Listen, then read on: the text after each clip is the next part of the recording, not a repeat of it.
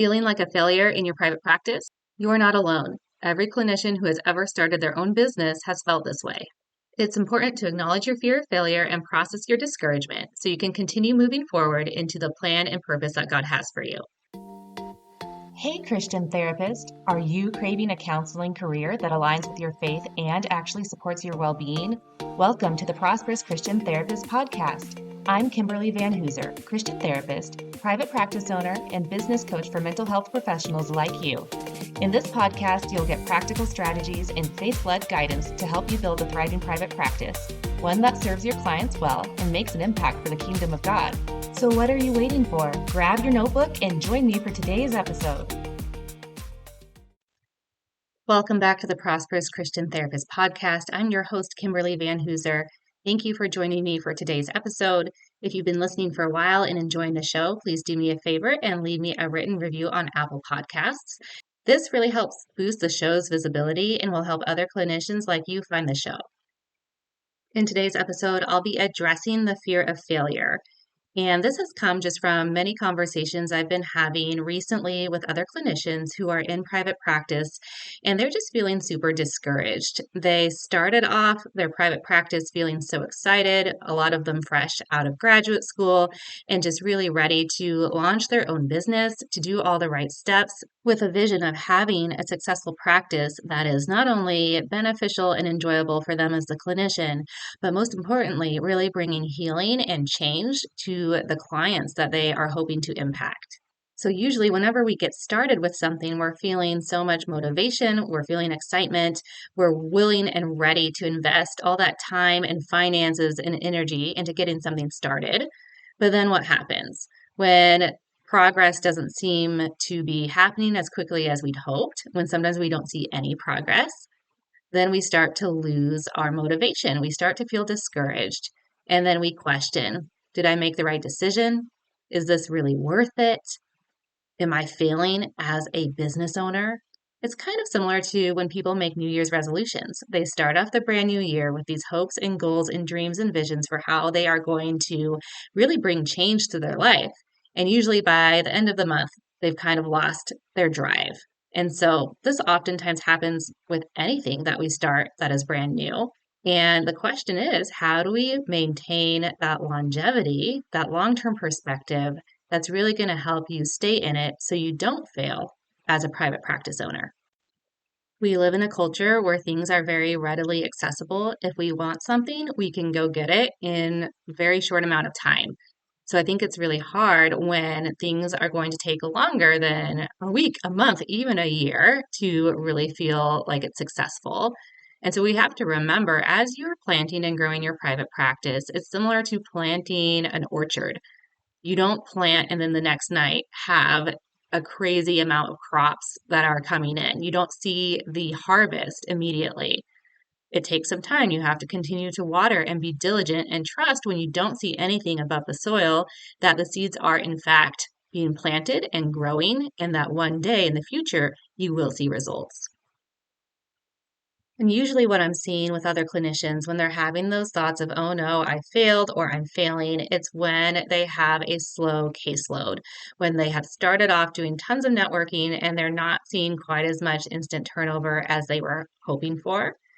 So if that's you, I just want you to stop and pause and ask yourself, how long have you really been at this? How consistent have you been with your networking and marketing? Are there areas that you're currently kind of slacking on and tasks that you need to do, and you're just kind of hoping and expecting that people are going to find you when you're not doing the steps? Or have you been truly at it and making time for connections and getting plugged into community, for letting people know what you do, and for faithfully and diligently taking steps forward? And maybe you're just a little impatient. So if that's you, you haven't failed, you're in the beginning. And the only way that beginning can turn into failure is if you quit right now. I want to take some time and just specifically address some myths that I hear people expressing that they believe confirms that they're a failure. One of those being that if you choose to take insurance as a practitioner, that you have basically failed in your private practice. And I fully support and believe that if you want a full private practice that is full of cash pay clients, that you can have that. So I'm not saying you have to take insurance. I personally have not taken insurance in my private practice, but I also think it can be a really great avenue for, especially as you're getting started, a great source of referrals, of making yourself more accessible to a lot of clients, to making people have a reason to pick you over another practitioner. If I had the choice between choosing between a practitioner that was private pay and another excellent practitioner that happened to take my insurance, I'd probably go the route of the therapist that accepts my insurance. But I've heard so many clinicians feel bad about accepting insurance because they think it means that they are not doing a good enough job in marketing or something wrong in their private practice where they're not just instantly flooded with private pay clients. What I tend to caution people about is if they are going the insurance route, that they're not just doing it out of a place of fear, out of a place of, well, I have to, it's the only way to build a business. So I'd encourage you to just take time and pray about your options. I have had times where I have gone to the Lord and prayed about, God, should I get paneled on insurance? And for me personally, I have felt a no in that area. But if God is telling you yes, then He is blessing that. He's on that, and He's going to give you what you need in order to be a successful therapist who also accepts insurance. He'll give you the ability to set boundaries and to be able to know how to operate accepting insurance in a way that's not going to lead to your burnout or your inability to sustain your practice. Just something to think about. If you are taking insurance or wanting to take insurance, that does not mean that you have failed as a private practice owner. The other myth I'd like to address is this belief that if you need to work another job besides your private practice, that it means your business is failing. More often than not, as you're getting started, you'll likely have to have another job first, unless you have an additional source of income. Maybe you have a ton of money saved up in the bank, or you have a spouse or partner who makes a great amount of money and your income is just more like extra. Then keep your current job. It's actually pretty easy to start building a private practice on the side, and it can be a very low pressure way to do it if you know, hey, like I don't need a certain amount of clients in order to make my rent. All I need is to have one or two clients a month, and that's going to be an extra source of income. And eventually, as your practice grows, you'll have to make that decision of, is it time to let go of my more stable job in order to fully focus on growing my practice? And you might see a dip in your income. That is okay. But just because you are needing to have an additional source of income besides your private practice, that doesn't mean that your business is going to fail. In fact, it's actually going to give you a little bit more flexibility and ability to breathe and stay in the building of your private practice. Yes, I guess if you quit your other job, maybe it's going to light the fire under your tush and make you really so into your networking and marketing and all of that so you grow your practice faster.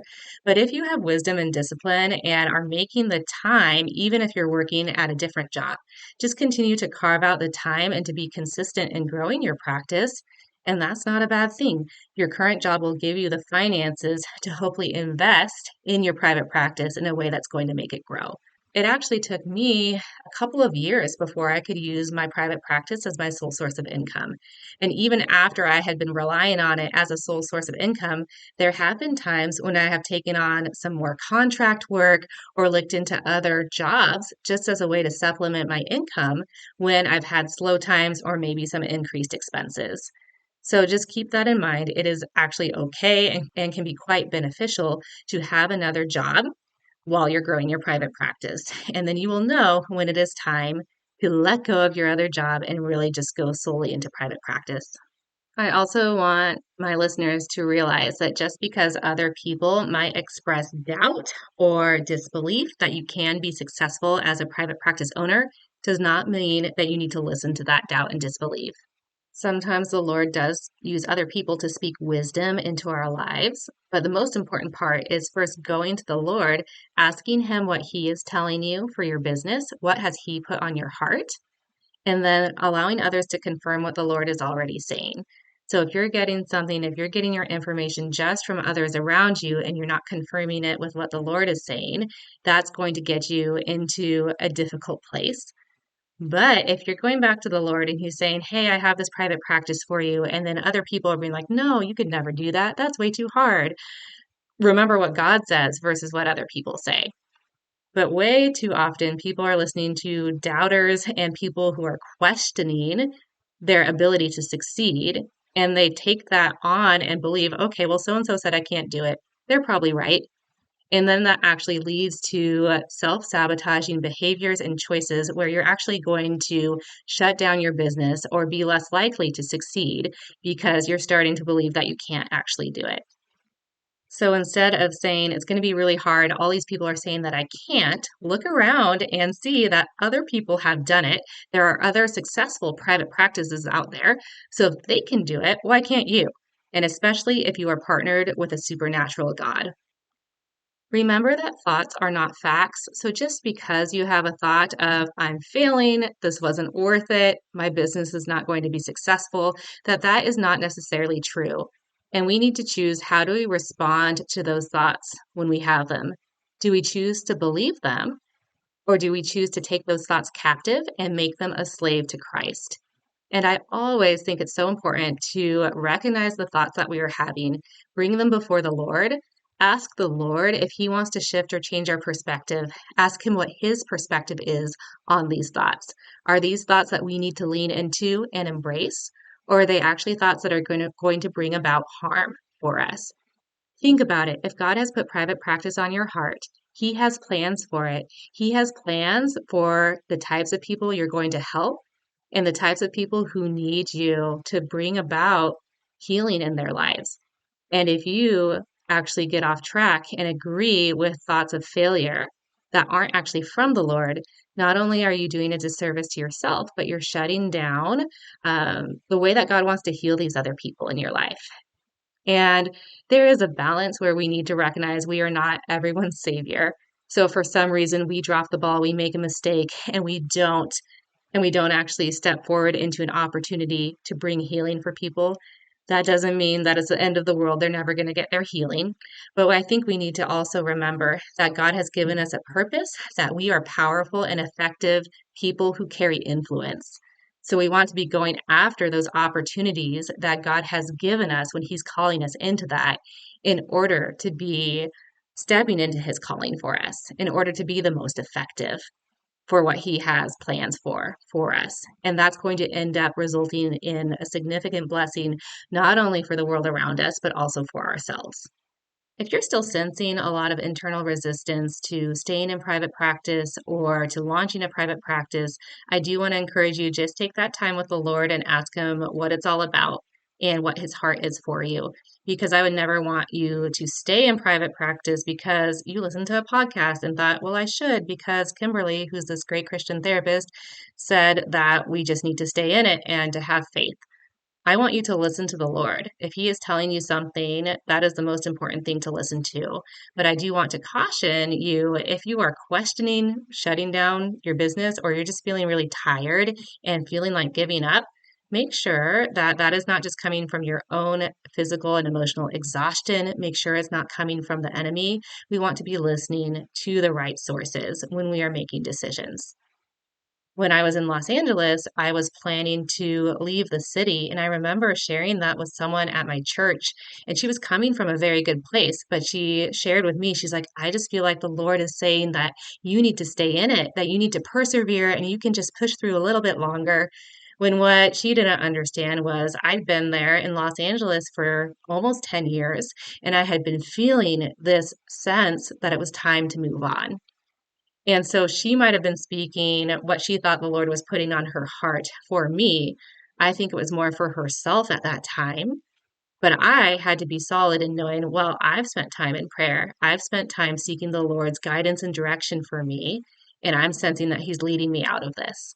So, once more, it's just so important that you are developing your own intimacy and relationship with God, so when you have sources around you that are speaking into your life, that you're already aware of what God is saying to you, that they're going to be confirming His call in your heart. His call is the most important part. So if He's calling you to quit, you're allowed to.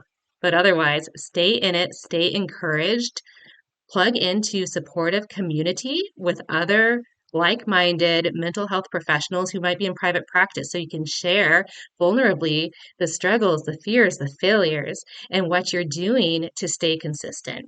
I have a free Facebook community. I'll leave the link in the description. I'd love to have you join. We'll be offering a lot more opportunities in the next several months for more active support. I'm looking into starting a support group for mental health professionals in private practice where we'd be meeting once a month via Zoom just to encourage one another, to get to know one another. If you feel like you need some help and some one-to-one support, I love doing coaching for clinicians who are looking to start or grow a private practice. We can tackle your mindset if you're recognizing that you have a lot of fear, you have a lot of insecurity or doubts, that you're doing a lot of things where you're trying to step into private practice and be really motivated and excited, but you're noticing some resistance and pullback. I can help you get to the root of that and bring those thoughts into alignment with what God is saying to you. I'm also happy to help support with any other questions you might have about starting or growing a private practice.